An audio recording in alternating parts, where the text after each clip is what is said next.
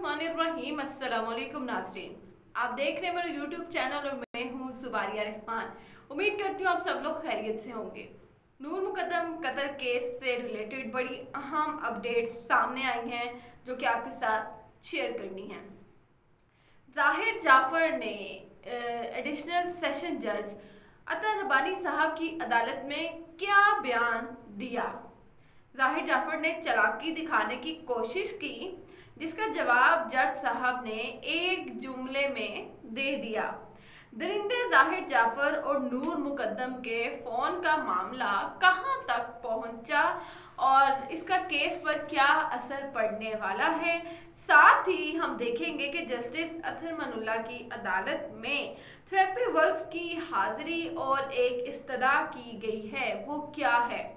सबसे पहले इस पे बात करते हैं कि थेरेपी वर्क्स के जो मुलाजमीन हैं उनकी chief justice high court justice Athar Minallah की अदालत में हाजिरी हुई और उनका कहना था कि हमारा तो इस केस से कोई लेना देना नहीं है, लिहाजा हमारी जो बिल्डिंग है वो हुकाम से कहकर डीसील करवाई जाए। इनको तब ये फिक्र नहीं आई कि जब इन्होंने पूरी तौर पर मावनत की है इन दरिंदों की और अब जब इस केस में बुरी तरह से फंस चुके हैं, अपनी बिल्डिंग बंद करवा चुके हैं, तो इनको फिक्र हो गई अपने रोजी रोजगार की। ये फिक्र इनको पहले लाहक नहीं थी कि अगर इस केस में ये गिरफ्तार हो जाते हैं या इनको सजा हो जाती है तो उसका नुकसान इनको कितना बड़ा जो है वो उठाना पड़ेगा। लेकिन अब जो है वो ये अदालत पहुंच गए हैं और कह रहे हैं कि हमारा तो इस केस से कोई लेना देना है ही नहीं, तो आप जो है वो हमारी बिल्डिंग जो है ना वो हुकाम से कहकर डीसील करवा दें। अदालत ने चीफ कमिश्नर को और जो दीगर एहलकार हैं उनको नोटिस जारी कर दिए कि वो इस मामले को देखें और फिर अदालत को जो है रिपोर्ट पेश करें। जाहिर जाफर ने चालाकी दिखाने की कोशिश की एडिशनल सेशन जज अतर रब्बानी साहब की अदालत में। 23 सितंबर 2021 को इस केस की लास्ट समाअत होती है और इस समाअत का तहरीरी हुक्मनामा जारी कर दिया जाता है।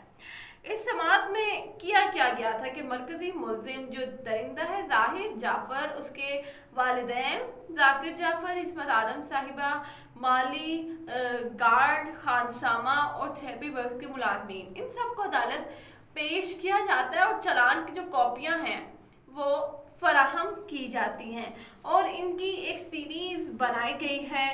सबसे पहले जाहिर जाफर हैं, फिर जाकिर जाफर, फिर इस्मत आदम साहिबा, फिर चौकीदार मोहम्मद इफ्तिखार, खानसामा, जमील अहमद और फिर माली जान मोहम्मद। और इसी तरह से थेरेपी वर्क्स के मुलाजमीन को भी जो है वो एक लिस्ट के तहत अदालत में पेश किया जाता है।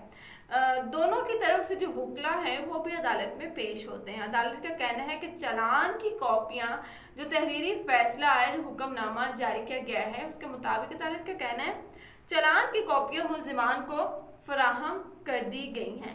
जाहिर जाफर की स्टेटमेंट लिखी गई है और वो ये है, पहले तो उसने अपनी उम्र दर्ज की है, 28-29 साल उनकी उम्र है और साथ ही वो कह रहे हैं कि मैंने चालान की कॉपी वसूल कर ली है। लेकिन ये इतना चालाक है, ये मरकजी मुल्जिम जो है इतना अपने आप को शातिर समझता है कि इसने कॉपी वसूल कर ली लेकिन साइन नहीं किए, अंगूठा नहीं लगाया। मैं भी आपको आगे चल के बताऊंगी कि इसका असल में वो करना क्या चाह रहा था और ये कार्रवाई उसी पर उल्टी पड़ गई। अच्छा जी, अंगूठा नहीं लगाया, सिग्नेचर नहीं किए।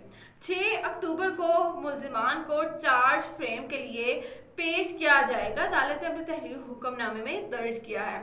अदालत लिखती है कि मुल्जिम जाहिर जाफर ने दस्तावेज वसूल कर ली हैं मगर सिग्नेचर करने से इनकार कर दिया, ना ही अंगूठा लगाया ना ही दस्तखत किए। लेकिन अदालत ने यह एक जुमला अपने तहरीरी हुक्मनामे में तहरीर कर दिया। अच्छा जी, अब इसका असर केस पर क्या पड़ने वाला है, वो ये पड़ने वाला है कि जो दरिंदा है जाहिर जाफर के आगे चलकर जब कोई नई चालाकी करेगा या ये कहेगा कि मैंने तो चालान वो वसूल ही नहीं किया, मैंने तो चालान पढ़ा ही नहीं, देखा ही नहीं और मुझ पर यह इल्ज़ाम गलत है कि केस को लटकाने की कोशिश करेगा, किसी भी तरह से फ़ायदा उठा सकता है। तो अदालत ने अपने तहरीरी हुक्मनामे में ये दर्ज कर दिया है कि आपकी जो चालाकी है ये बिल्कुल किसी काम नहीं आने वाली।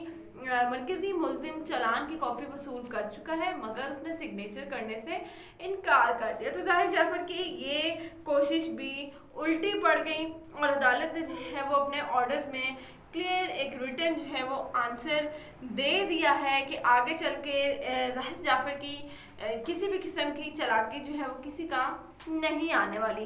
अब आ जाते हैं मोबाइल का जो डाटा है, दोनों के मोबाइल का डाटा जो है वो इस केस में तनाज़े की सूरत हाल इख्तियार कर चुका था, क्योंकि पहले दिन से जो है वो एक ही बात की जा रही है, वो ये है कि जाहिर जाफर जो है उसके मोबाइल की जो स्क्रीन है वो टूट गई और जो नूर मुकद्दम है उनके जो मोबाइल है उसका पासवर्ड नहीं मिला। 2 महीने से ज़ायद का अर्सा गुजर चुका है इस केस में, लेकिन दोनों के मोबाइल डाटा रिकवर नहीं हो सके और ये तालमेल जोड़ने की जो कोशिश की जा रही थी ये नहीं जुड़ सके। लेकिन जितने भी खबरें सामने आई हैं और जितने लोगों से इस इशू पर बात हुई है उससे यही चीज़ सामने आई है कि इस केस में मोबाइल का डाटा मैटर करता ही नहीं है या उतना मैटर नहीं करता जितने बाकी सबूत जो है वो मौजूद हैं, क्योंकि इस केस में सीसीटीवी फुटेज वो बहुत आम है